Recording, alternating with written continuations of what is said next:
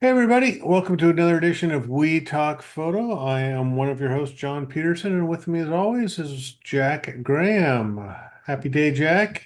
John, it's a pleasure to be here. It is a As pleasure. always. It's probably been a month since we've been on here doing a podcast, and thought a time that we get up and check in with everybody and let you know what's going on and talk about a few things today.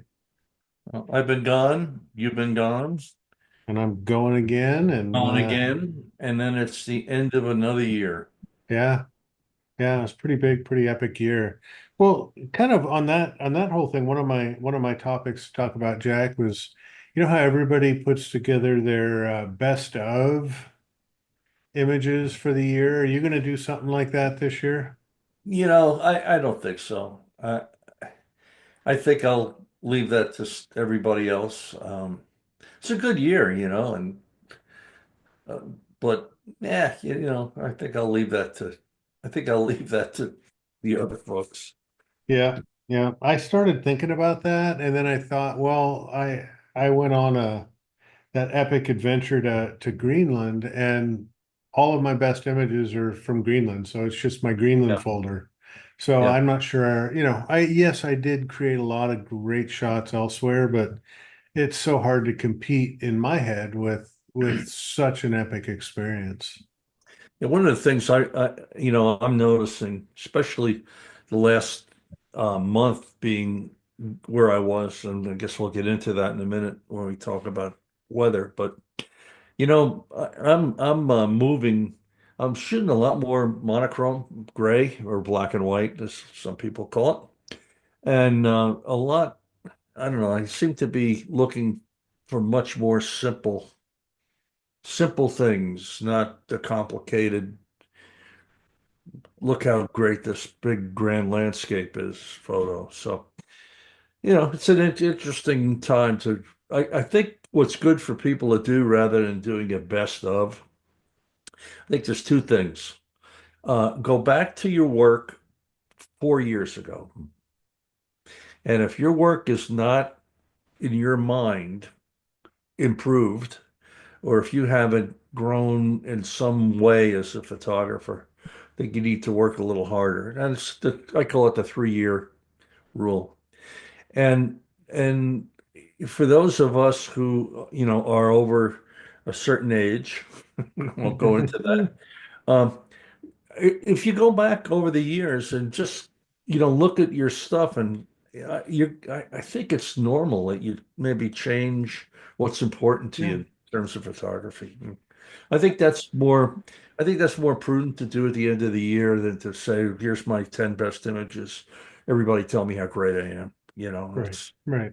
you know, I mean, we all like adulation and adoration, but for me, I love to see how I did this year and especially compared to last year and the year before and just not how I did as necessarily I need to get better all the time, but to your point, I think we all change and I think we evolve and grow as artists. And I want to see grow, how grow I is want the to, yeah, I want to see how I grew either during this year or this year to last year, because that helps inform me kind of where I'm going and yeah. helps set my expectations. So I think that's good for everybody to do. But what I can tell you is that with the weather changing the way it is, everybody better get ready because if you don't get out and shoot in bad weather, you're going to miss a lot of opportunity. And that's kind of what John and I were talking about to bring up in this podcast.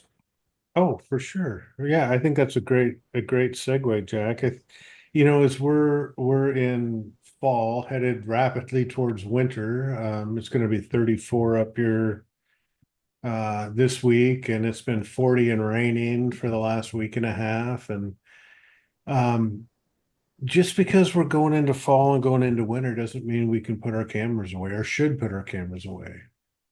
No, and I would challenge everybody when they're going back and look at their images. You know, pull out your 10 best images that you've ever made. And I guarantee you that probably 6 or 7 of those were made in really crappy conditions, Yes, yes, you know. And 100%. who was it? Was it Ansel Adams said bad weather makes good photographs? Yep. I think it was. And, that he also said 80% of a good photograph is nowhere to stand. But this the fact that inclement weather is upon us. Don't let that stop you. Please get out and be prepared to keep yourself warm and dry. But if you don't get out, you're going to miss a lot of opportunity. Yeah, I think, when we have clouds and dramatic conditions outside, it leads to dramatic photographs. And you were just up in Olympic National Park, weren't you? And you had Yeah, some good rain. I did a workshop on Whidbey Island for the Pacific Northwest Art School again this year. Yeah. And we had better conditions than I thought we were going to have, but we still had a fair amount of wind and rain at times. When we got to the Olympic, we just missed the what did they call it?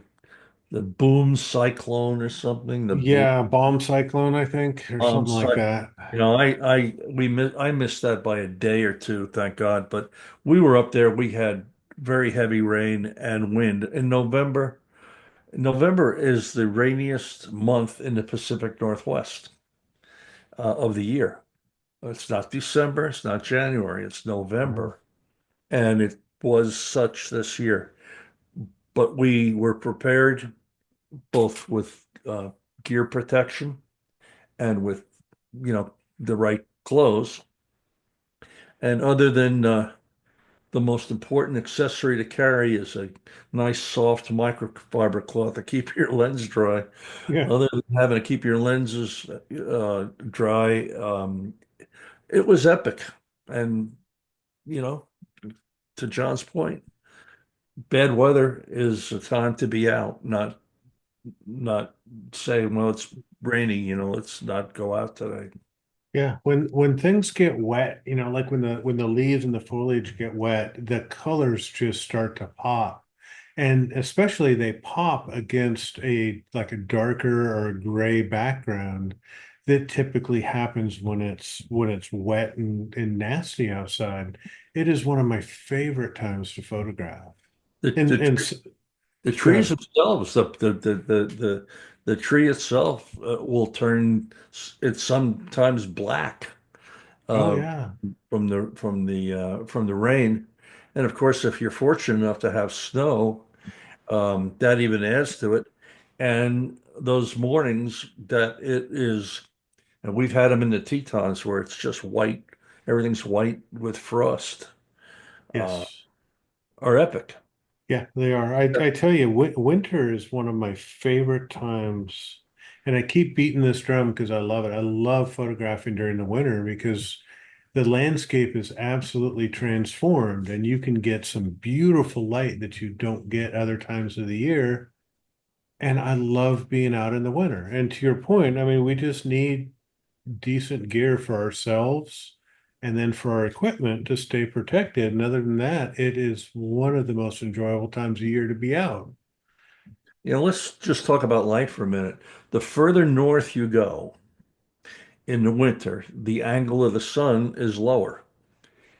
When we go to Iceland in January, the days are short, but the sun is no more than 4 to 6 degrees off the horizon for Yeah. the entire day.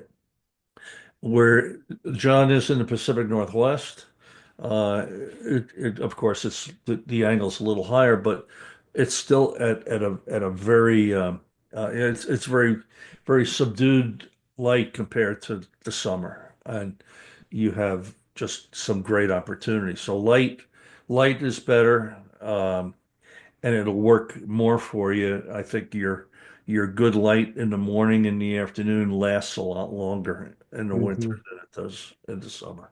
Yep. Agreed. Agreed. So folks, I think our encouragement is to don't stop photographing during inclement weather. It's such an incredible creative opportunity when the weather turns bad to get out and make some really unique photographs. Yeah, and we again, for those of you who have listened to this podcast before, those of you who've been on our workshops together and individually are sick and tired of hearing the word slow down. Hmm. But when the weather gets bad, you've got to slow down even more for two reasons. First of all, you don't want to miss anything, and if in normal conditions, you got to look around. But when it's raining or it's snowing or it's 10 below zero, you're not used to that. And you're not used to walking on it. You're not used to adjusting your gear on it. You're fumbling with gloves. You're fumbling with changing lenses. Everything is not a normal situation. And you really need to slow down or you're going to have a broken camera or you're going to forget to adjust, a setting on your cam. You really have to go through the protocol and really not be in a rush just because it's raining or slowing. Does that make sense? It does. It does very much so. You know, It definitely, you work harder, I think, during inclement weather, and you have to think more consciously what you're doing because you have unfamiliar conditions, challenging conditions, new gear that you don't normally use, like rain covers over the top of your camera. So it's a good point to slow down. you also have to be careful of bringing your camera and lenses in and out of a warm car into or out of the cold into a warm car. And for that, I'm sure there's a million YouTube videos you can watch, but you need to do your transformation from cold to warm in a gradual way so that you don't get condensation inside your lenses and your cameras and what have you. We could go into that, John, for an hour and a half, but it's been written ad nauseum. Oh, it's a real issue. I have to admit my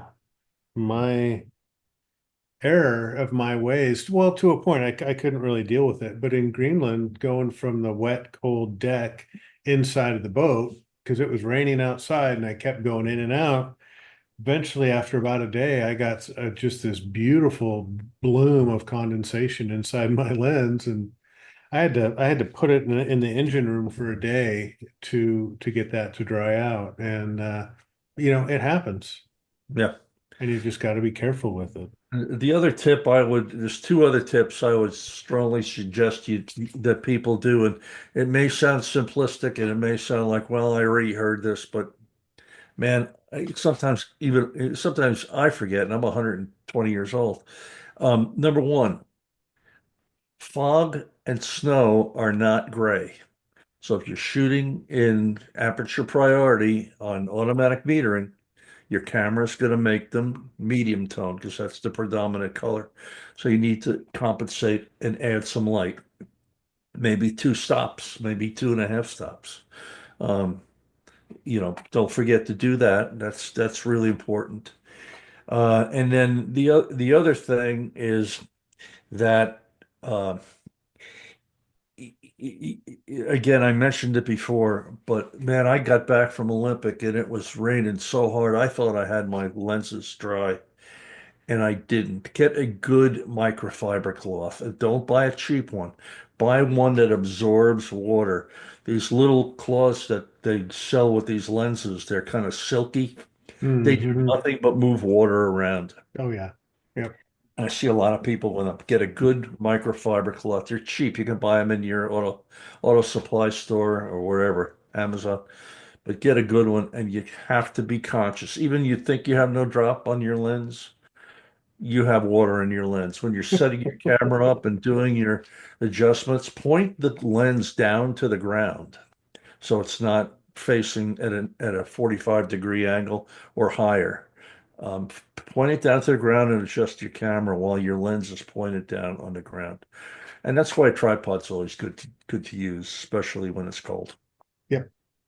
Yep, good What tips. did I leave out? I left some stuff out. No, that's about perfect. Other than the what I teach people to as we travel around is take the shower caps from your hotel rooms. There you go. And, instead of fumbling, there's lots of great rain covers, purpose-built rain covers out there for cameras, but it takes 20 minutes to put on and it's hard to use. And half the time it gets in the way. I see more people struggle with those. If you're going to be out all day in the rain, yes, you need one of those purpose-built covers. But if you're just out for a short period of time and or it's a light amount of rain, put a shower cap over your camera and lens while you're standing there looking at compositions. Take it off to shoot the photograph, then put it back on. A little bit of water exposure to your camera is not going to hurt it, assuming it has some degree of water resistant sealing to it. But I've got a box full of shower caps that I hand out to people just for a quick rain cover so your camera doesn't get drenched. Yeah. Yep, that's Yeah. the other thing. And here's another little, I noticed this with a couple folks on my last two events in the rain, and it was cold, so everybody had gloves on. And they put the camera, and I'm gonna talk about this because this is a podcast. We are on YouTube, I could demonstrate it, but for those of you who are listening, I'm gonna explain it. Gloves on. They get everything ready to go. They're going to take the photograph and they don't have a cable release or they're not using their self timer on their camera. They're pushing the shutter down with their glove on, and the camera is not steady when the shutter opens. Please use your either your automatic self timer or a or off-camera cable release. Don't press the shutter down with a glove on. I guarantee you the image won't be sharp. With big bulky gloves and for a little bit longer shutter speeds. 100% right. Yep, you bet. I use my timer Yeah, almost exclusively these days, and yeah, it just helps minimize vibration. yep.